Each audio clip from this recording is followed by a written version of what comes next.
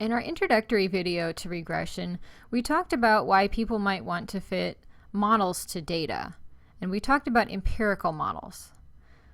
The simple linear regression is one of the most basic empirical models that we can fit to data. It's basically just your y equals mx plus b line.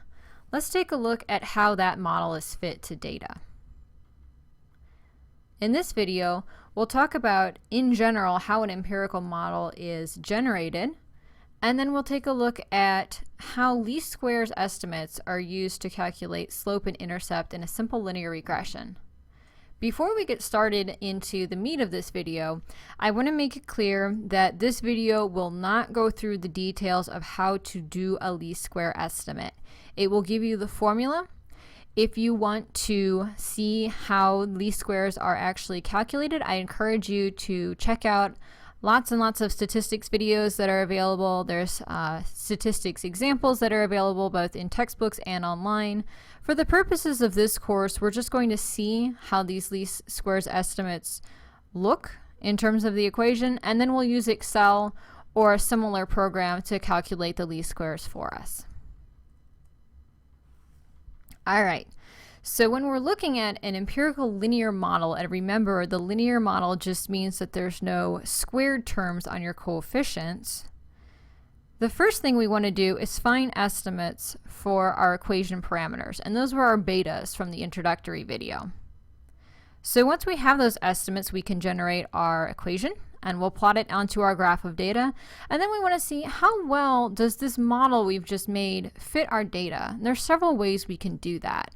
We can use the coefficient of determination. This is very common. This is the r² value that's usually generated for you with the model.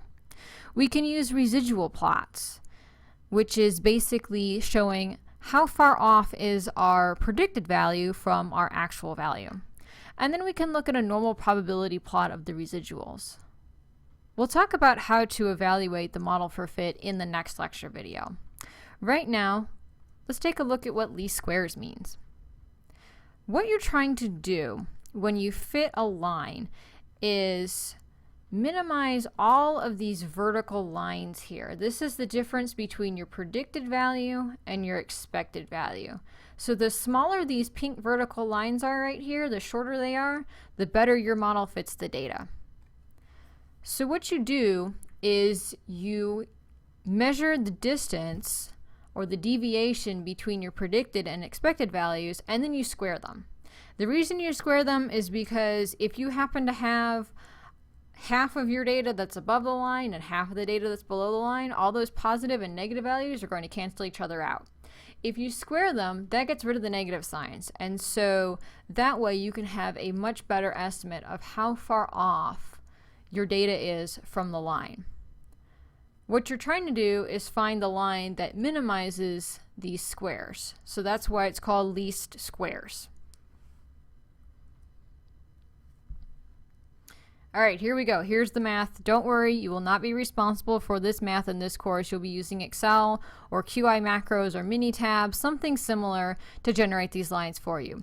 But I want to give you an idea of what these programs are doing so you understand their limitations. The linear regression estimate equation is right here.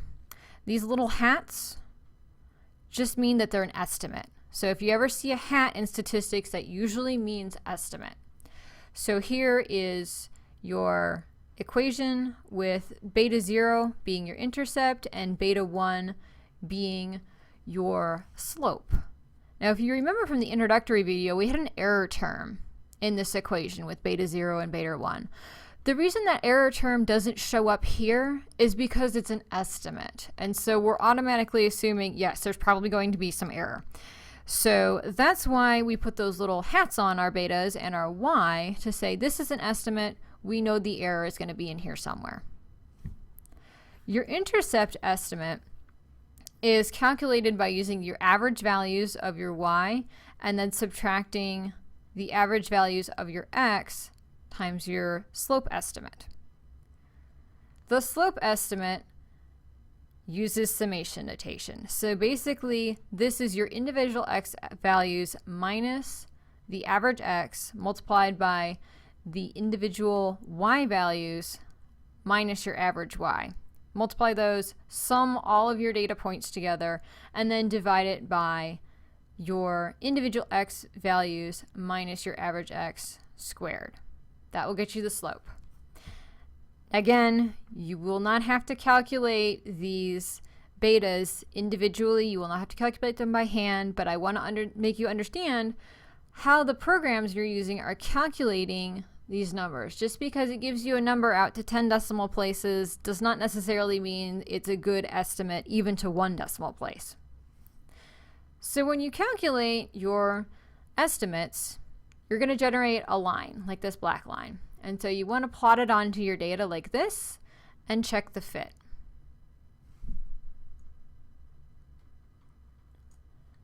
The question you ask, okay, this equation right here is your linear regression equation. And if your data is truly linear, then this equation right here should match the true beta parameters, beta 0 and beta 1, somewhat.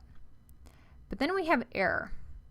And that error, the scatter in your data, can affect your linear regression estimate. So you want to make sure that you're taking measurements that are as accurate as possible to reduce this error. Because the error can make your data appear in a different shape than linear if it is truly linear, and it can make nonlinear data appear linear because there's so much error.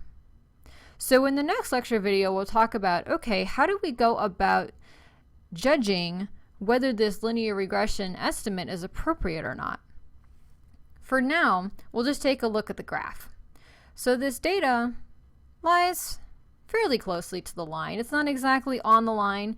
It's not 100% estimate of what's going on with our data, but it does give us an idea of the general trend for here, the days of growth of fruit versus our fruit weight. So you can see in general, yes, as you let the fruit grow more, it will weigh more when you pick it.